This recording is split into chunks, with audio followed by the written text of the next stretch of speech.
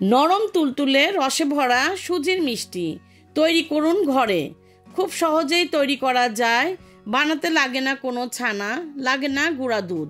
গ্যাসের চুলায় পারফেক্টভাবে বানাতে পারবেন আমার রেসিপিটা ফলো করে। ফাটল ছাড়াই নরম তুলতুলে কিভাবে বানালাম এই সুজির মিষ্টি, তো চলুন পুরো ভিডিওটি দেখে নিই। আসসালামু আলাইকুম, আপনারা দেখছেন আইরিন হোম কিচেন।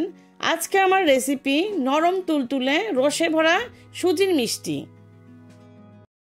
তার জন্য প্রথমে একটি ফ্রাই প্যান নিয়ে নিলাম আর নিয়ে নিচ্ছি 1 চায়ের চামচ ঘি। এর চেয়ে বেশি লাগবে না, 1 চায়ের চামচ দিলেই হবে।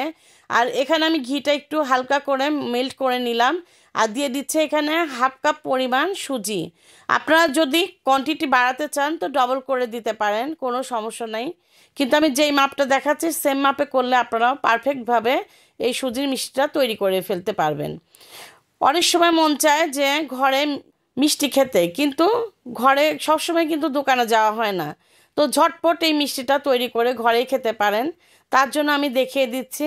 দেখুন, আমি কিছুটা সুজিটা ভেজে নিলাম। এমনভাবে ভাজতে হবে এর কালার কিন্তু চেঞ্জ করা যাবে না, সাদাই থাকবে, সুন্দর সুন্দর সেন্ট আসবে। সেই পর্যায়ে আমি এখানে 1 কাপ লিকুইড দুধ নিয়ে নিলাম। জাল করে ঠান্ডা দুধই কিন্তু অ্যাড করে দিয়েছি। আর সুন্দর করে, আর চুলার আঁচটা একদম লো করে দিবেন এই পর্যায়ে। সময় ধরে একটু এটা নেড়ে চেড়ে এভাবে করে ডোরটা তৈরি করে নিতে হবে। দেখেই বুঝতে পারছেন, আর খুব কিন্তু শক্ত ডোর করা যাবে না। এই ডোরটা কিন্তু নরম নরম ভাবই হবে, তাহলে মিষ্টিটা সফট হবে। আর আমি চিনিটা দিতে ভুলে গিয়েছিলাম, যখন দুধটা অ্যাড করবেন তখনই 1 টেবিল চামচ চিনিটা দিয়ে দিবেন, তাতেই কিন্তু সুন্দর হবে। দেখুন, আমার কিন্তু ডোরটা প্রায় হয়ে গেছে, ফ্রাই প্যান থেকে ছেড়ে আসতেছে, দেখেই বুঝতে পারছেন। আর কেমন সফট ডোর দেখেই বুঝতে পারলেন। এখন আমি সাথে সাথে সেই ফ্রাই প্যান থেকে অন্য বাসনে ট্রান্সফার করে দিচ্ছি। এই কাজটা করতে হবে, নাহলে ওই গরম ফ্রাই প্যানে রাখলে কিন্তু ডোরটা হার্ড হয়ে যাবে। এখন আমি এটা সাইডে রেখে দিয়ে নিয়ে নিলাম আর একটা ফ্রাই প্যান। আর এখানে দিয়ে দিচ্ছি 1 কাপ চিনি, আর এর সাথে অ্যাড করে দেব 1.5 কাপ পানি। এখানে 1 কাপ চিনির জন্য 1.5 কাপ পানি যথেষ্ট, এর কম বা বেশি না। এখন আমি চুলাটা ধরিয়ে দিব। আর এখানে আমি ছোটো এলাচের ফ্লেভার দেবো, এই জন্য 4টা ছোটো এলাচ আমি মুখটা থেতো করে দিয়ে দিব। এতে কিন্তু ফ্লেভারটা খুব সুন্দর আসবে। আর দেখেই বুঝতে পাচ্ছেন, আমি এখানে একটু ফুড কালার অ্যাড করে দিলাম। আপনারা চাইলে ইয়েলো কালারটাও অ্যাড করতে পারেন। আমি এখানে জর্দার কালার অ্যাড করলাম, এতে কিন্তু মিষ্টি কালারটা খুবই সুন্দর হবে। এখন আমি নেড়ে চেড়ে এটা সুন্দর 3 থেকে 4 মিনিটের জন্য ফুটিয়ে নিব। দেখেই বুঝতে পাচ্ছেন খুব সুন্দরভাবে চিনিটা মেল্ট হয়ে গেছে এবং পানিটা কিন্তু ফুটে এসেছে। এভাবে করে 3 থেকে 4 মিনিট ফুটালেই কিন্তু এই শিরাটা অলরেডি হয়ে যাবে। আর দেখুন, একটার দোতার না, শুধু জাস্ট চিপচিপা একটা শিরা হলেই হবে। আর একটার দোতার যদি শিরা হয় তাহলে কিন্তু মিষ্টিটা ড্রাই হয়ে যাবে, এদিকে লক্ষ্য রাখতে হবে। এখন আমি এই 4 মিনিট হয়ে গেছে। এখন একটা ঢাকনা দিয়ে অবশ্যই ঢেকে রেখে দিতে হবে পাশের চুলায়। চুলাটা বন্ধই থাকবে, ঢাকনা দিয়ে ঢেকে রাখলে শিরাটা খুব সুন্দরভাবে গরমই থাকবে, হালকা ঠান্ডা হবে। আমি এখন চলে আসলাম অন্য ডোরের কাছে, সেই ডোরটা করে রেখেছিলাম। দেখুন, সুজিটা কিন্তু যথেষ্ট গরম আছে, হাতটা দেওয়া যেভাবে দেওয়া যায় ঠিক সেই পর্যায়ে কিন্তু আমি ডোরটা মাখিয়ে নিচ্ছি। ঠান্ডা করে নেবেন না, তাহলে কিন্তু মিষ্টিগুলো ভালো হবে না, ফাটল এসে যাবে। আর একটু গরম গরম অবস্থাতেই মাখিয়ে নিতে হবে। আর হাতের সাথে সামান্য একটু ঘি নিয়ে নিলাম, এটা মাখানো খুব সুন্দর হবে, হাতের সাথে লেগে যাবে না। দেখেই বুঝতে পারছেন কতটা সফট হয়েছে এই ডোরটা। এই ডোরটা কিন্তু সময় ধরে একটু মাখানো লাগবে, তাহলে কিন্তু মিষ্টিগুলো খুব সুন্দর হবে। আর এই কাজটা অবশ্যই করতে হবে। দেখুন, আমি সময় ধরে মাখিয়ে নিয়ে অলরেডি একটা শেপ দিয়েই দিলাম। হাতের মধ্যে কিছুটা ডোরটা নিয়ে এভাবে মিষ্টির শেপ দিয়ে নিচ্ছি। আপনারা চাইলে যে কোনো শেপই দিতে পারেন, সিলিন্ডার শেপ বা গোল শেপ, রাউন্ড শেপ, যেভাবে হোক দিতে পারেন। আমি ঠিক এভাবে করেই দিয়ে নিলাম। অলরেডি দেখুন আমার 2টা হয়েই গেছে। এভাবে করে আমি সবগুলা করে নিব। আমার এখানে 12টা মিষ্টি হয়েছে। এখন আমি সরাসরি চলে যাব। দেখেই বুঝতে পারছেন একটাতেও কিন্তু ফাটল আসেনি। এখন আমি সরাসরি চুলার কাছে চলে আসলাম।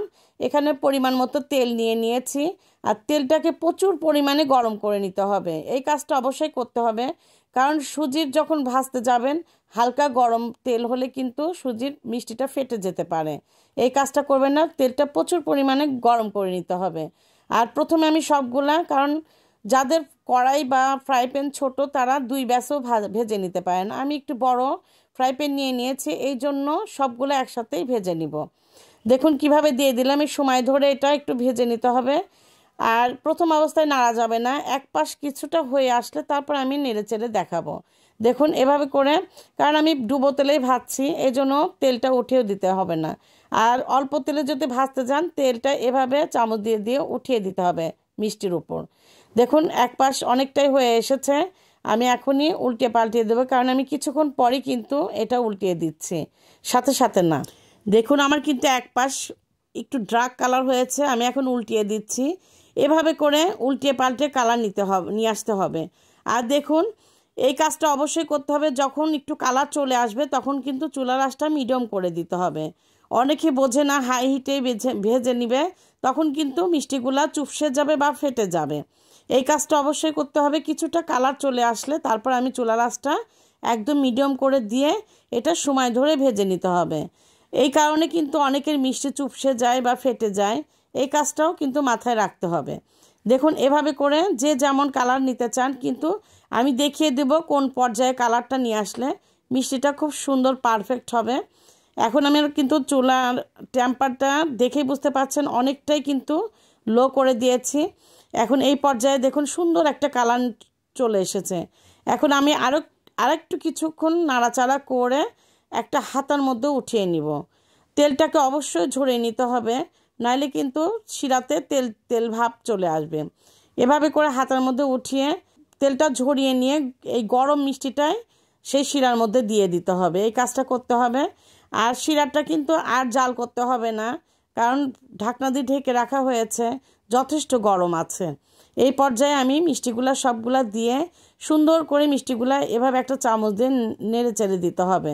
দেওয়ার পর আমি এখানে ঢেকে রাখবো আধা ঘন্টার জন্য।